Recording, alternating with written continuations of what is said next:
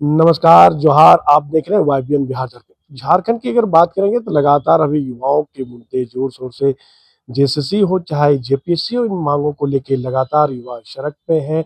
सरकार पे लगातार कहीं न कहीं दबाव बनाने की कोशिश भी की जा रही है कि जेपीएससी का जो पीटी परीक्षा है उसको आखिर रद्द क्यों नहीं कर रही है। मेंस परीक्षा आपने रद्द किया, आखिर पीटी क्यों नहीं रद्द किया जा रहा है। जब लगातार कह सकते हैं जेपीएससी के पूर्व चेयरमैन इस्तीफा देते हैं, लगातार 2 दिनों तक उनसे सीआईडी पूछताछ करती है, आखिर सरकार क्यों नहीं दे रही है इस्तीफा? इनको लेकर कह सकते हैं युवा सड़क पे है। दादा अब आते जो खुट्टी में जो ये मामला एक चल रहा है प्रहार राजा का, वो लगातार अभी भी विवादों में है।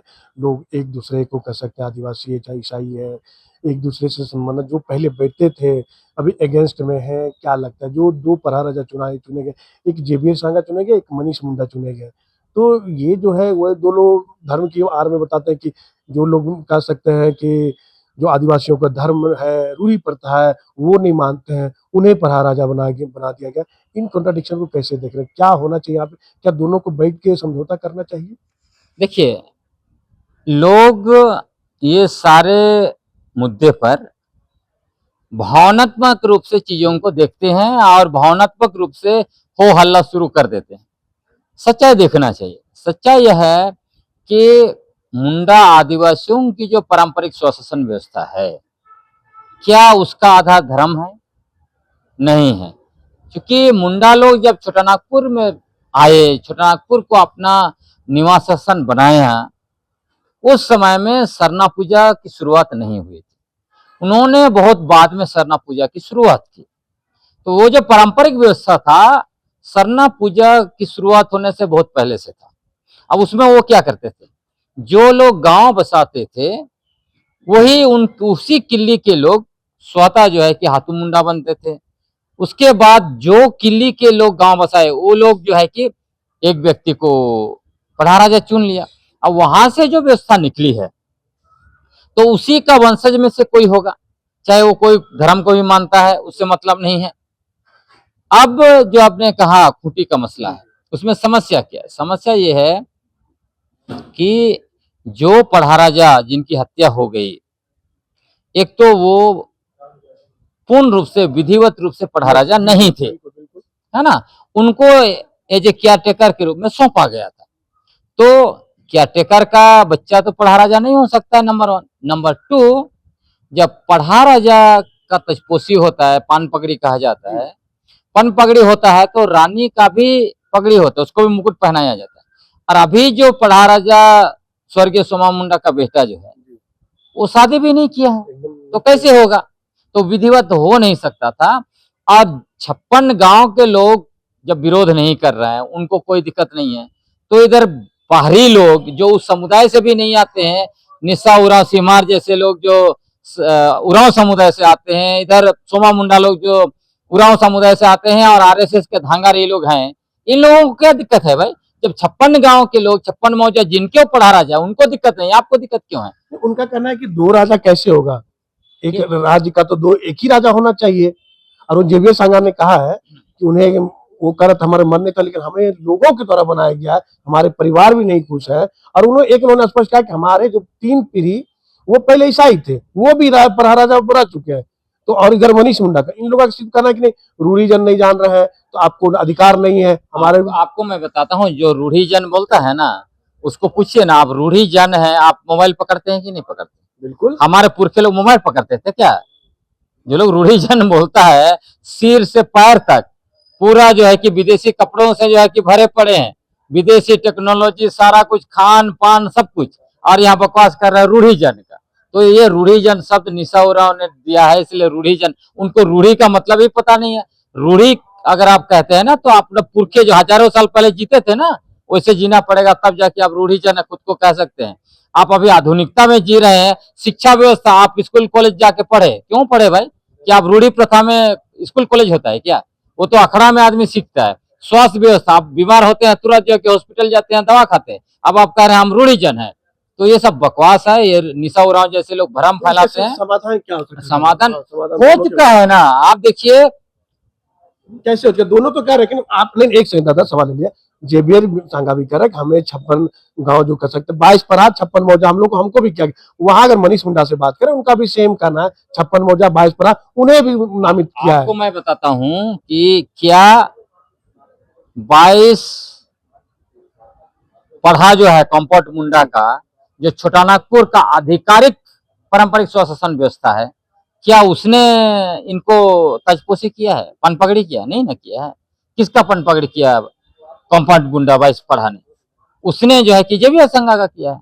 तो 22 पढ़ा कंपाउंड गुंडा जिसको पन पगड़ी करेगा वही असली है, सिंपल सा वो बात। कह रहे हमारा भी किया है। उनका नहीं किया है, सवाल ही नहीं पैदा होता है कि कंपाउंड मुंडा 22 पढ़ा दोनों को पन पगड़ी नहीं कर सकता है ना।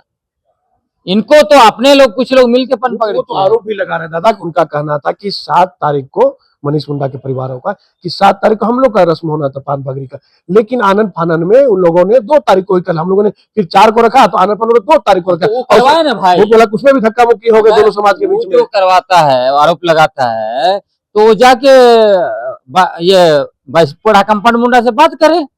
और कंपाउंड मुंडा का महाराजा कौन है अभी? ये जो है आपका सनी कल्लुकुन है।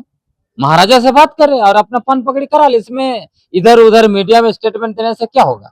जो ऑथोराइज लोग हैं पढ़ा लोग, महाराजा ऑथोराइज है, जब तक बिना महाराजा का सिग्नेचर से तो नहीं हुआ होगा ना। तो महाराजा से बात करे और अपना अपना पन पकड़ी करा ले। उसमें लड़ाई झगड़ा क्या बात है? सिर्फ मीडिया में स्टेटमेंट देने से, नैरेटिव बनाने से कुछ होने वाला है? नहीं होने वाला है। तो क्या लगता है दादा जो ग्राम सभा वहां पे है और हमने वहां तो कई लोग से बात भी किया था, दोनों समुदाय से हमने बात किया, आदिवासी समाज से भी बात किया था और ईसाई समाज में जाके हम वहाँ पे बात की बिहू बिहू गांव में जाता जेवियर सागा का, वहाँ पे हिसाब कहना कि नहीं पहले हम लोग साथ में रहते थे, साथ में खाना पीना होता था, घूमना फिरना था, लेकिन इस कुछ दिनों से महीने 2 महीने से ये एक दोनों का जो कह सकते हैं कि आमने सामने जो हो गया ना प्रतिशोध की भावना हो गया। लेकिन इन चीजों को लेकर जो अगुवा मान ली ईसाई समाज के जो अगुवा है, आदिवासी समाज के, उनको बैठ के तुमको समाधान तो करनी चाहिए दादा। देखिए पहली बात तो हमारा ये बोलचाल की भाषा ही गड़बड़ है। देखिए ये सारे लोग मुंडा हैं। कुछ लोग ईसाई धर्म को मानते हैं, कुछ लोग सरना धर्म को मानते हैं, कुछ लोग हिंदू धर्म को मानते हैं। तो ये सारे मुंडा ही हैं।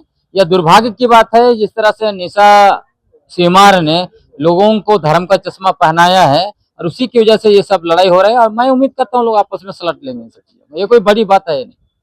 ज्यादा पेशा कानून पे तो आ जाते हैं, तो खुट्टी में ही पेशा कानून को लेकर कई ग्राम सभा में मैंने बात की, वहाँ लगातार खुलेआम उल्लंघन हो रहा था। इनको क्या सरकार ध्यान नहीं देगी, सरकार बदलाव नहीं करेगी? करना चाहिए। अभी समय है दिसंबर तक, हम लोग इंतजार कर रहे हैं क्योंकि हम लोगों ने पेशा नियमावली पर संशोधन के लिए संशोधन स्मारक पत्र भी उनको सबमिट किया है। अगर संशोधन नहीं करेंगे तो फिर देखिएगा कि हलचल होगा झारखंड में। परिसीमन को लेकर दादा आप तैयारी में है, 30 अगस्त को है, क्या तैयारी चल रही है, क्या लगता है कितनी मना आप लोग आंकड़े लगा रहे हैं कि पूरे झारखंड से आदिवासियों संख्या आदिवासी जुटेंगे मोराबादी मैदान में?